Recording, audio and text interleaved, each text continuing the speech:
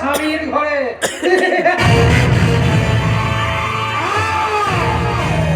আমি দুর্গাকে স্বামীর ঘরে যেতে দেবো না। আমি প্রতিটা ব্যাপারে আমি হেরে গেছি, কিন্তু আর আমি হারবো না।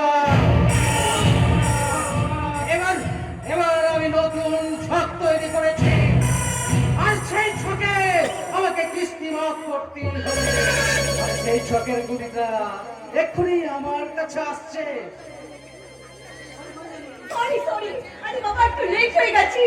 আরে ঠিক আছে ঠিক আছে, কিন্তু পবিত্র কোথায়? পবিত্র এইদিকে আসতে বলেছি। পবিত্র হচ্ছে গায়ের ছেলে, শহরের আদব কালচারও কিছুই বোঝে না। কিন্তু কিন্তু ও হয়তো দুর্গাকে ভালোবাসে ঠিকই, কিন্তু দুর্গা হচ্ছে একদম গাইয়া মেয়ে। আর তুমি তুমি হচ্ছে কালচারাল মেয়ে। তুমি একটু এগিয়ে গেলেই দেখবে এই পবিত্র না অপবিত্র হয়ে ওই দুর্গাকে ভুলে ওর মনে তোমাকে জায়গা করে দিয়েছে। এই খেলা তো আমাকে খেলতেই হবে। আরে বাবা, অমিত বাবুর অপমান যে আমার লেগে রয়েছে গায়ে। অমিত বাবুর জন্য এই খেলা আমাকে খেলতেই হবে।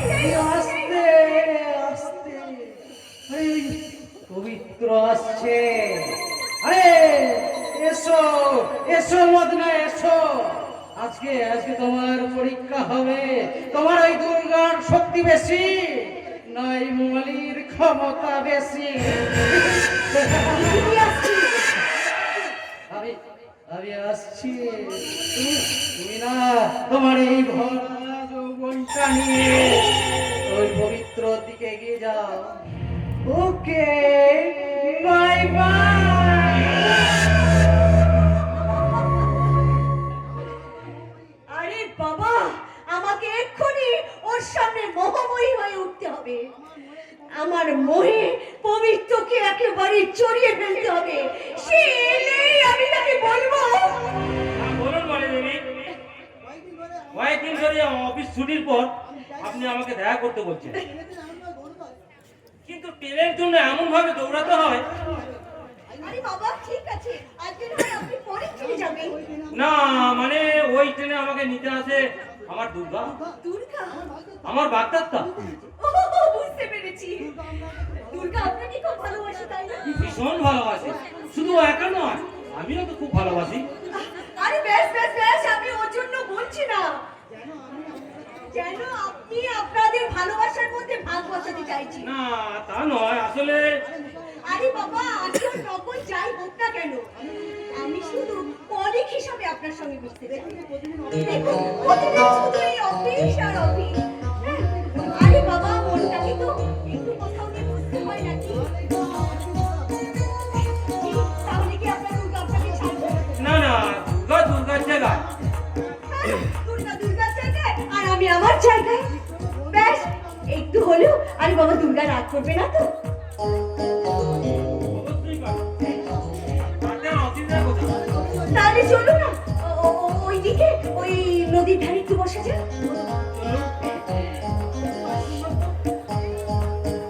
সত্যি সত্যি ভারী সুন্দর তো। কি?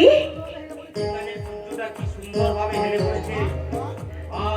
আর আমি মন দিয়েছি, মনটা নিতে চাই একটু, তোমায় ডাকছি কাছে তাই। আমি অনেক দেখে শুনে এই নিয়েছি মেনে তোমার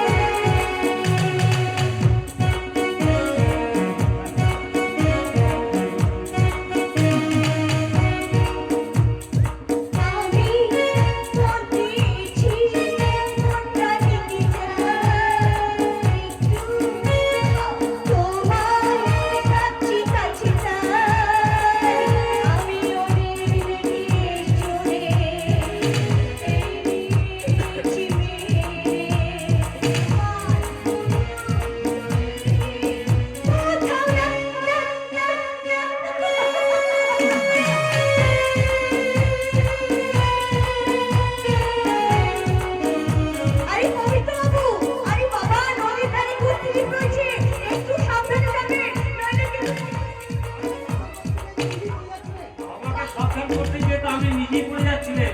হ্যাঁ, আপনি মনে দেবী, আপনার কোমরটা ভেঙে গেলে হয়তো ডাক্তার ডেকে তার সারানো সম্ভব, কিন্তু পবিত্র কোমরটা ভেঙে গেলে তার সারানো সম্ভব নয়। স্যার, আমি দেখতে পাচ্ছি খুব শীঘ্রই পবিত্র কোমরটা ভেঙে যাবে। না না, আপনার মতন মানুষের পাশে থাকলে ওর কোনো ক্ষতি হবে না। চিল আকাশের অনেক উপরে ওঠে, যখন সে মাটিতে নেমে আসে না, তখন একটু হলো খড়টুকু সে তুলে নিয়ে যায়। এখন থেকে তুমি যদি সাবধান না হও, ওই চিলের কামড় তোমাকে খেতে হবে পবিত্র। স্যার, আপনি আমাকে চিলের সাথে তুলনা করলাম, অনুরোধ করছি যেন ডাইনির সাথে তুলনা করতে না হয়। বলছিলাম কি, তোমায় কিছু করতে হবে না পবিত্র, আমি শুধু বলছি তুমি শোনো। জীবনে তিনটে জিনিস কখনো হারাবে না: বিশ্বাস, ভালোবাসা আর সম্মান। হাতে ঢিল একবার যখন হাত থেকে ফসকে গেলে হাতে ফিরে আসে না, তেমনি এই তিনটে জিনিস জীবন থেকে সরে গেলে আর কোনোদিন ফিরে আসে না। না না আমি আলেয়ার পিছনে ছুটে না, ভুল করবে পবিত্র। মনে রেখো, দুর্গাই তোমাকে জীবনের আলোর পথ দেখাবে। আলেয়া হয়ে তোমাকে দিগ্ভ্রান্ত করে তুলবে না। Mind it, money loss is something lost, but character loss is everything lost. Sir, কথাগুলো কি আপনি আমাকে ইন্ডিকেট করেই বলছেন? বলল কথা সবার মাঝে, যার কথা তার গায়ে বাজে। আমাকে ভুল বুঝবেন না স্যার, আমি না ওর কোনো ক্ষতিই করিনি। ঠাকুর ঘরে কে? আমি তো কলা খাইনি। What do you mean? I mean, I never step to forward. Please go away.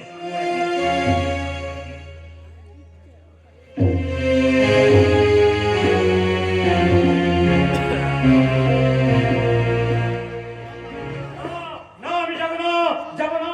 তোমাদের এই জন্মদিনের অনুষ্ঠানে কত কত ভালো মন্দ খাবার রান্না হচ্ছে, আমি যাব কেন? আমাকে আমাকে তোমরা দুটো খাবার দাও না। ও বাবু সাইদা, আমার খুব খিদে লেগে গেছে। ও বাবুরা, আমাকে তোমরা দুটো এই খাবার দাও না। হাট এখান থেকে। এখানে ভিখারির জন্য কোনো খাবার নেই। আমাকে তোমরা দুটো খেতে দাও, তোমাদের সংসারের মঙ্গল হবে।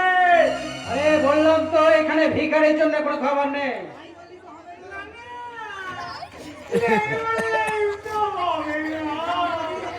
রাস্তা দিয়ে যাচ্ছিলাম, খাবারের গন্ধ পেয়ে ভিতরে এই তোমার আগে আমি লাইনে আছি, আগে আমি খাবার নেব।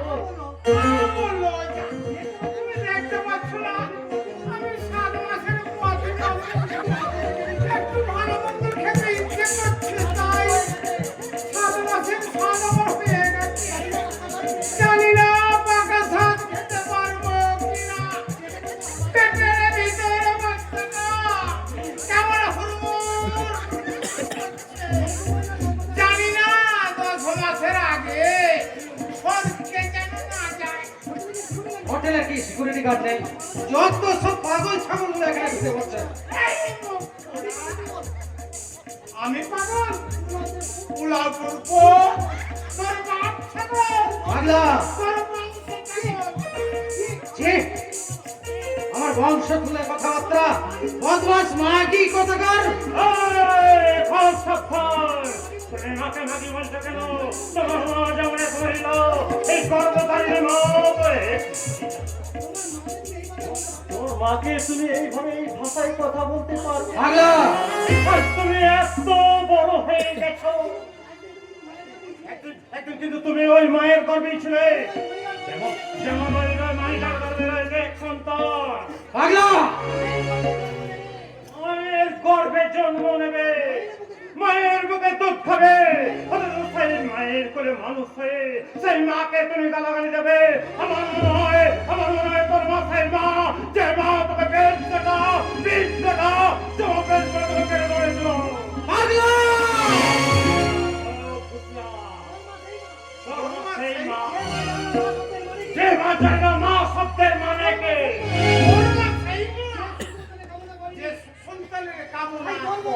তাই তোর মতো ওই বোকা পাঠার জন্ম হয়েছে। পাগলা! পাঠা এবারে বলি হওয়া পাগলে! খুব সাবধান।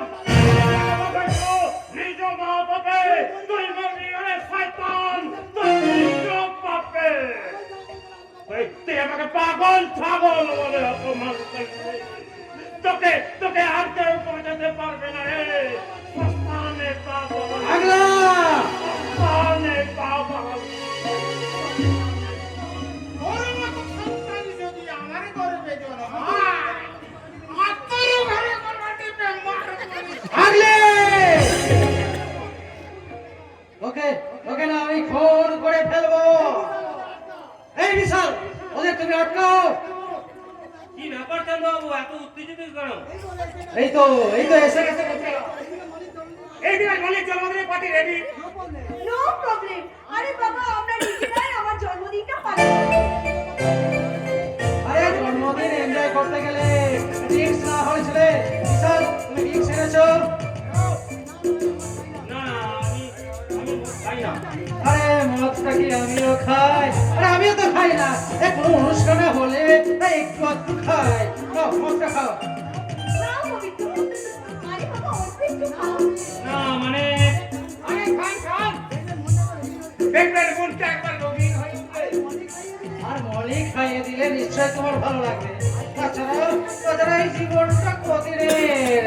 আরে এনজয় করে নাও। আর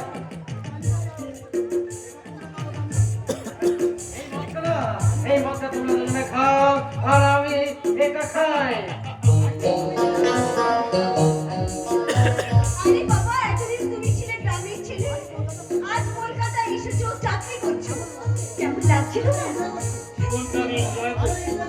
আরো এনজয় করো। দাও একটু খাও, দেখবে ভালো লাগবে। আরে তোমাকে আরো বড় চাকরি করতে হবে। আরে তুমি ফালতু নাকি? তোমার যোগ্যতা আছে আর যেটা আমরা কাজে লাগিয়ে দেবো। আরে বাবা কেন তুমি অমিত বাবুকে ভয় করবে তাহলে? আরে বাবা তোমার কি নিজস্ব মধ্যে কিছু নেই? Yes! অমিত বাবু যেন আমায় কিনে রেখেছে। You are right. ওর গার্জেন গিয়ে মানবো না। কেন মারবে? মদটা খাও, আরো অনেক কিছু দেখতে পাবে। ও নিজে খাবে কেন? আজ আমার জন্মদিন, আমি নিজের হাতে ওকে খাইয়ে দেবো। আরে বলে খাইয়ে দাও।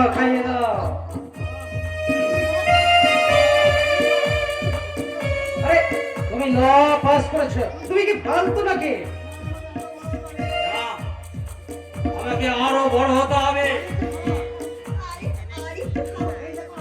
এই দেখো আমিও খাচ্ছি। নাও। কেমন লাগছে পবিত্র? অপূর্ব। আমি জানি নতুন পৃথিবী দেখতে পাচ্ছি। মনে হচ্ছে আমি যেন এতদিন কোন নরকে পড়েছিলাম। দাও দাও মানে দাও, বাকি মদটা আমাকে দাও। আমাকে একটু খাইয়ে দাও। ওকে। তোমরা জমি এনজয় করো। আর তোমাদের এনজয় করার জন্য না আমি একটা পার্সোনাল রুমের ব্যবস্থা করছি। আর যে রুমে সারা রাত থাকবে তুমি আর পবিত্র। বিশাল, ওদিকে সব নজর রাখিস। তুই চলে যাই বস, আমি ওই দিকে যাই সব দেখছি। আমি তোমার আর কোনোদিন ছাড়বো না বলে। তোমার ছোঁয়ায় কি রোমাঞ্চ, যেটা আমার দুর্গা আমাকে কোনোদিন দিতে পারেনি। কোথায় দুর্গা আর কোথায় তুমি?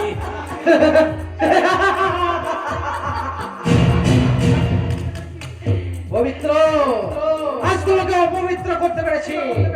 দুর্গা, তুমি দেখে যাও তোমার পবিত্র আজ অপবিত্র হয়ে এই মলির সাথে কি কাজ করছে। আর সেই ব্যবস্থা করব আমি এই হোটেল ড্রিমল্যান্ডে। এই পবিত্র চিনতে পারছো আমাকে? হ্যাঁ, এই মন জোছনায় অঙ্গ ভিজে সোনা গল্প করি।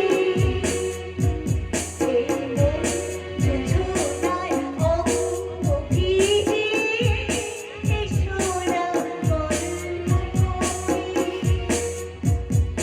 দেখো ঝিলমিলি চাঁদ সারা রাত আকাশে ঝলমা চড়ি।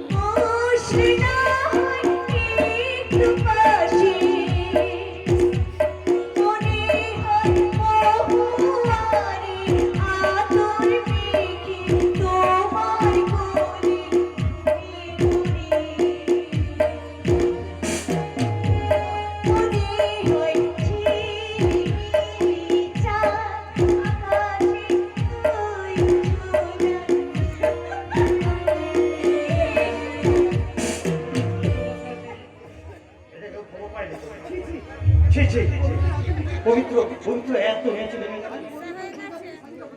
পবিত্র দুর্গা বেটি সাজিটা হতে না না না, চলুন সব খবর তো অমিত বেটাকে দিতে হবে, অমিত বেটাকে দিতে হবে।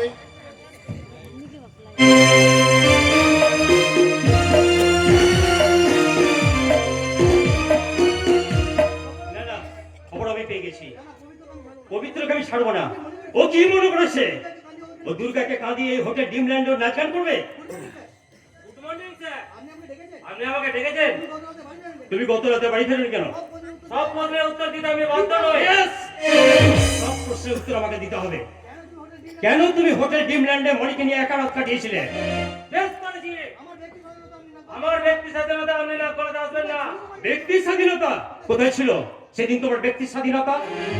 যখন তুমি রাস্তায় বেকার হয়ে ঘুরে বেরিয়েছিলে কোথায় ছিল তোমার তখন ব্যক্তি স্বাধীনতা? যখন তুমি একটা হাওয়াই চপ্পল পরে ঘুরে বেড়াতে কোথায় ছিল তোমার সেদিন ব্যক্তি স্বাধীনতা? যখন তুমি একটা ছেঁড়া পাঞ্জাবি পরে রাস্তায় রাস্তায় ঘুরে বেড়াতে কোথায় ছিল তোমার সেদিন ব্যক্তি স্বাধীনতা? তখন কিন্তু ওই সুখে দুঃখে দুর্গাই তোমার মাথার মনি হয়েছিল। দিনের পর দিন তুমি বেকার হলেও সে কিন্তু তোমার ভালোবাসার মর্যাদা দিয়ে গেছে। তখন তোমার ক্ষমতা ছিল না দুর্গার মাথায় সিঁদুর দিয়ে তাকে তার বাড়িতে বউ করে নিয়ে যাও। তখন তোমার এক মুঠো অন্য সংস্থান ছিল না। আমার মতো একজন কোটিপতি দুর্গাকে বিয়ে করতে চেয়েছিল, তখন তোমার মতো একজন ভিখারির জন্য সে বিয়ের প্রস্তাবকে প্রত্যাখ্যান করে। কারণ দুর্গা তোমার মতো লোভী নয়, হ্যাঁ তোমার মতো দুশ্চরিত্র নয়, তোমার মতো মাতাল নয়। আপনার বলা শেষ হয়েছে? যদি আমি বলে তাকে বলুন, আমার অফিসে দেরি হয়ে যাচ্ছে। আমি তোমাকে ডেকেছি তোমাকে এই ফ্ল্যাটটা দেখাবার জন্য। যত তাড়াতাড়ি সম্ভব তুমি দুর্গাকে নিয়ে এই ফ্ল্যাটে শিফট করবে। না, পবিত্র কোনোদিনই এই ফ্ল্যাটে কখনোই দুর্গাকে নিয়ে শিফট করবে না। আপনার নোংরামো করার জন্য পবিত্র এখানে আসবে না। What do you mean? আপনি কি ভেবেছেন? আমি বুঝি না কেন আপনি দুর্গাকে নিয়ে এই ফ্ল্যাটে আসতে বলছেন। আমি যখন অফিসে যাব সেই সময় আপনি আমার এই রুমেতে এসে দুর্গার সাথে স্ফূর্তি করবেন। স্যার, ভুল করছেন কিন্তু আপনি মনে রাখবেন আমি কিন্তু ওর পাশে আছি। আর কতজনের পাশে থাকবেন মনি দেবী? এই ধরনের পুরুষ মানুষগুলোকে তো আপনি আপনার পায়ের চপ্পল বানিয়ে ফেলেছেন। আর পায়ের জুতো যখন পুরনো হয়ে গেলে আবার নতুন জুতো পাল্টে নেবেন, তেমনি পুরুষ মানুষগুলো পুরনো হয়ে গেলে আবার নতুন মানুষ খুঁজবেন, তাই তো? হ্যাঁ, খুব বাড়াবাড়ি হয়ে যাচ্ছে। পবিত্র, তুমি ছিলে দুর্গার মাথার মণি, আর হয়ে গেলে মণি দেবীর পায়ের জুতো। মাথার মণি হয়ে থাকতে তোমার ভালো লাগলো না, কিন্তু ওই মণি দেবীর পায়ের জুতো হয়ে থাকতে তোমার খুব ভালো লাগলো। কারণ কি বলতো, কুকুরের পেটে ঘি সহ্য হয় না। আরো একটা প্রভাব আছে, এটো পাতা কোনোদিন স্বর্গে যায় না। এটো পাতার জায়গা ওই নোংরা নর্দমা পচা জায়গা।